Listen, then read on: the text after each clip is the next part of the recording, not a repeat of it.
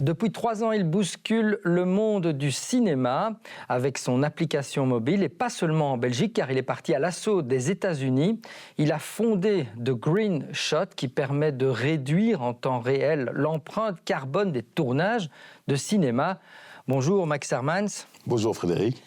Est-ce qu'on peut dire, Max, que paradoxalement, ce sont les attentats du 22 mars 2016 à Bruxelles qui ont été le déclencheur de votre succès, si j'ose dire? Ils ont été le déclencheur de l'arrêt de mon activité précédente et du début de mon activité dans le cinéma en tout cas, oui. Et c'était quoi votre activité précédente précisément? J'avais fondé une ASBL à l'époque, quand j'avais 19 ans, qui s'occupait de production audiovisuelle, promotion d'événements, production d'événements essentiellement à Bruxelles et un petit peu à l'étranger. Et qu'est-ce qui s'est passé le 22 mars qui a fait que vous avez arrêté ensuite cette activité? On avait un business model avec des salles en gestion dans différents endroits de Bruxelles. Là, il se trouvait qu'on en avait une dans le quartier européen, devant la station de métro Malbeek. Et on avait une activité qui tournait pas mal. Et le jour des attentats, on a fermé avril, mai, juin. On était fermé juillet, août. Et donc, une ASBL qu'on avait construite pendant plusieurs années a été fermée au bout de ces 6 mois et m'a obligé à reconsidérer le futur professionnel et les activités. Donc on est à l'automne 2016, vous n'avez plus de travail, vous êtes un peu dans la sphère artistique et via vous vous retrouvez sur un tournage de film en Belgique comme Transport Captain. Qu'est-ce que ça veut dire? Vous faisiez quoi? Tout à fait. J'étais donc sur les gros films ou les grosses productions. On a des responsables des transports qui gèrent en fait une équipe de chauffeurs qui sont chargés de conduire les comédiens, les équipes, etc. C'était le film qui s'appelait Where Hands Touch avec George McKay notamment. Donc je me suis retrouvé sur ce film pendant à la base 2 semaines et au final 3 mois. Vous faites plutôt bien les choses, vous vous retrouvez régisseur général à la fin du tournage, et puis vous enchaînez ces tournages avec d'autres films, évidemment, toujours comme régisseur. Et là, petit à petit, vous faites un constat assez singulier. C'est lequel?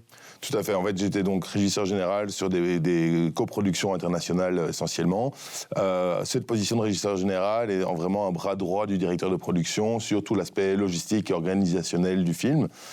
Et c'est là où je me suis rendu compte surtout que dans des coproductions avec de l'argent qui venait par définition d'autres pays, la gestion financière du jour à jour était vraiment compliquée et très très manuelle.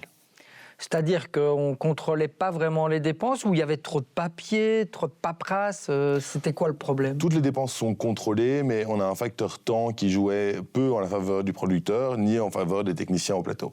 C'est-à-dire que si un technicien prestait des heures sup le premier mardi du mois, il avait du mal à savoir sur sa fiche de paye si elles avaient été bien prises en compte.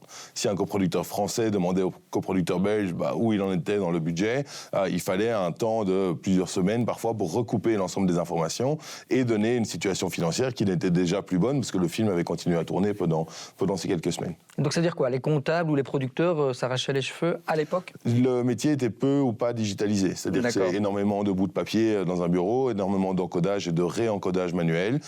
Et donc on a voulu digitaliser l'ensemble du processus financier. Voilà, et c'est là que l'histoire de The Green Shot commence, au moins en coulisses.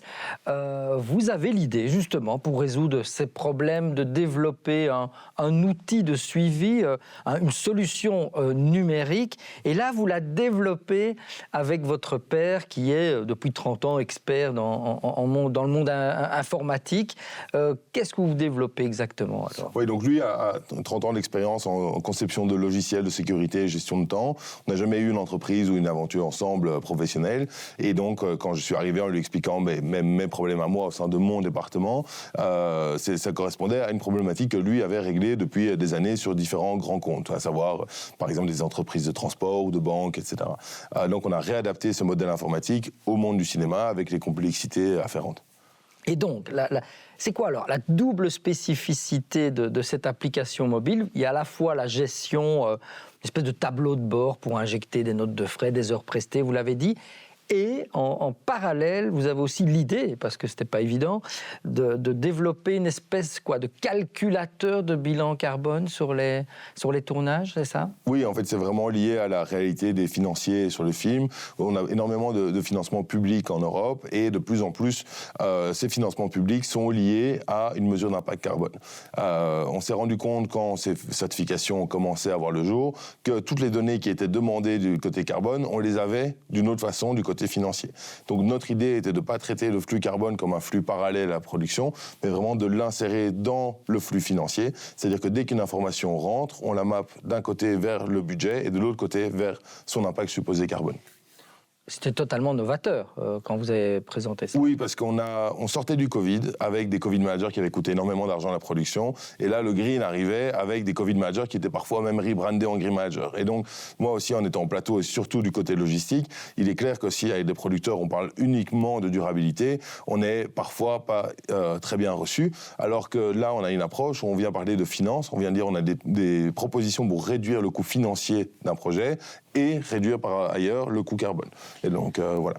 Alors, The Green Shot, l'entreprise que vous fondez il y a 3 ans maintenant, et son application web et mobile est présentée officiellement au Festival de Cannes en juillet 2021. C'est tout récent, 3 ans à peine, on verra que l'histoire va s'accélérer.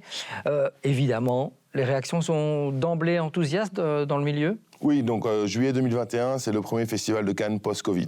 On a travaillé, on a essayé l'application sur Annette qui ouvrait le festival cette année-là, et donc c'est suite à une discussion avec l'équipe de ce film-là qui nous ont proposé de venir. Donc on a ouvert en vitesse, je dirais, en juin 21. Les réactions étaient vraiment bonnes, dans le sens où, comme je le disais, les processus avant étaient très manuels, et là on venait automatiser, mais surtout avec un système international. On arrêtait d'avoir un système par pays, mais un système qui pouvait être transverse au travers des différents pays coproducteurs.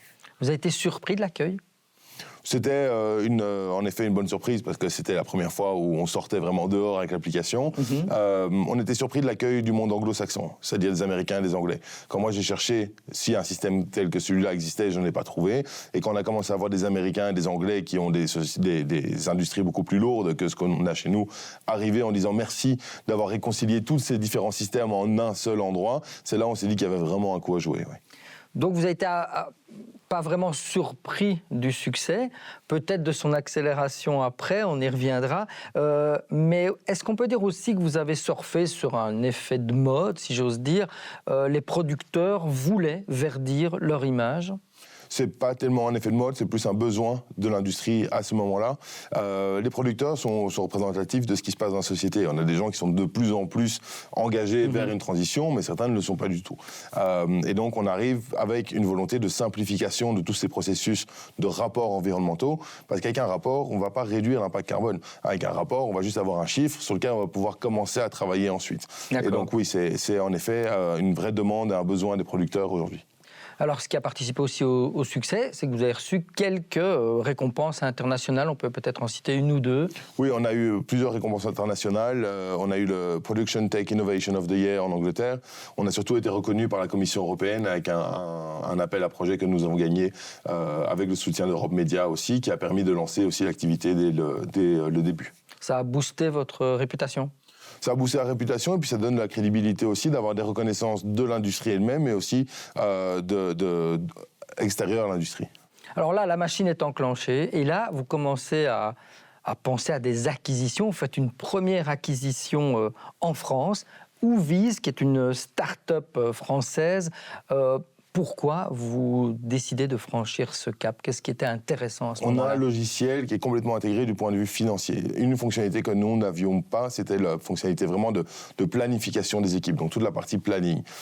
Donc on avait deux choix. Soit on développait nous-mêmes, soit on s'associait avec une société qui avait déjà développé ce module-là. Nathalie Idia, donc la CEO d'Ouvise, on a eu un vrai fit humain avec eux et ils avaient aussi en France une part de marché intéressante, notamment en France Télévisions, qui planifie toutes ces équipes avec ce logiciel. Et donc ça a permis d'étoffer l'offre logicielle et d'avoir vraiment une offre de A à Z sur l'ensemble de la gestion ressources humaines du plateau. Ça accélère encore votre renommée, le nombre de clients Et là, au printemps dernier, deuxième acquisition, cette fois aux États-Unis, Earth Angel, qui est une société de conseil qui est active justement pour accompagner les équipes de production dans la baisse de cette fameuse empreinte carbone. Là, c'est les petits Belges qui partent à l'assaut d'Hollywood. Vous pincez encore pour voir si vous ne rêvez pas ? Oui, on ne s'en rend pas toujours compte parce qu'on fait un jour après l'autre et on avance. C'est un peu la même logique que ce qu'on a eu avec Ouvis. C'est-à-dire que ça part d'une rencontre avec ces sociétés-là aux États-Unis. Ils ont 10 ans d'existence. Ils sont présents à New York, Atlanta, Los Angeles, Vancouver, Toronto. Ils ont tous les gros studios comme clients, mais ce sont des gens qui proposent du service. Aujourd'hui, nous, on propose du logiciel et en fait, c'est une discussion qui a été initiée en disant regardez à notre logiciel, vous pourrez faire plus de clients, automatiser énormément de choses et faire avancer le métier. Et donc, c'est comme ça que l'acquisition d'Earth Angel s'est faite. Et pour nous, ça veut dire aussi une accélération en termes d'acquisition de parts de marché sur le marché nord-américain. Alors, qu'est-ce qui a changé concrètement pour vous, pour The Green Shot et pour vous personnellement depuis juin? Vous êtes beaucoup plus présent aux États-Unis physiquement, vous personnellement? Oui, je vais entre une fois par mois, une fois tous les 2 mois là-bas. Il y a déjà une équipe en place qui travaille déjà tous les jours depuis des années. Mais moi, personnellement, je suis vraiment partagé maintenant entre les deux côtés. On a une stratégie où le côté américain va être beaucoup plus focalisé sur la partie durabilité du logiciel. Alors qu'en Europe, on va avoir la partie payroll, software et durabilité. Et donc, ce développement aux États-Unis se fait sur essentiellement des gros comptes. Donc, on parle essentiellement à des streamers ou à des studios là-bas pour le déploiement. C'est assez dingue. En 2016, je l'ai dit, à l'automne 2016, après les attentats, vous êtes seul ou presque, vous n'avez plus de boulot. Et là, aujourd'hui, vous dirigez 70 employés, un peu plus même, plus de 250 clients en Europe et outre-Atlantique. Pour quel chiffre d'affaires aujourd'hui ? On a eu une première année, donc en 2022, on était autour de 300 000 euros de revenus. On a fait 3,5 millions l'année passée et on va être juste en dessous de 10 millions cette année, si pas au-dessus. En tout cas, c'est les projections qu'on a aujourd'hui. Comment vous vivez cette accélération en tant que chef d'entreprise ? C'est énormément de structuration. C'est aussi avoir une vraie implication des équipes dans l'aventure globale. Chacun a évidemment ses tâches dédiées ou son département dédié, mais on a, je pense, réussi à créer vraiment un environnement dans lequel chacun est conscient du projet global dans lequel on s'inscrit et aussi une volonté d'avoir une start-up qui commence à grandir et commence à s'installer, dont les gens commencent à connaître la réputation aussi. Mais vous, Max Herrmann, vous gardez les pieds sur terre ? On essaye, oui, c'est nécessaire tous les jours. Mais voilà, c'est vrai que c'est énormément de travail, c'est des chiffres qui grandissent de plus en plus. Après, nous, on essaie de garder les choses de manière assez simple et structurée pour pouvoir continuer à grandir, parce que la croissance, a priori, ne s'arrête pas là, et on a encore 2-3 grosses années devant nous maintenant. Justement, dernière question, c'est quoi votre avenir ? Comment vous le voyez, The Green Shot et l'avenir de Max Herrmann ? Quelles sont vos ambitions ? Nous, aujourd'hui, on a grandi énormément. Donc, le but est maintenant de passer 24 à 36 mois à vraiment consolider cette présence territoriale, à commencer à avoir énormément de logiciels belges qui partent aux États-Unis et énormément de connaissances américaines qui arrivent en Europe. Donc, c'est vraiment consolider ça. Savoir où on sera dans 5 ans. J'espère qu'on sera toujours à la place où on est aujourd'hui et arriver à vraiment avoir une position de leader sur notre marché aujourd'hui. Eh bien, c'est tout le bien qu'on vous souhaite. Merci, Max, d'être venu nous raconter la très belle histoire entrepreneuriale de The Green Shot. The Green Shot, c'est dans la boîte.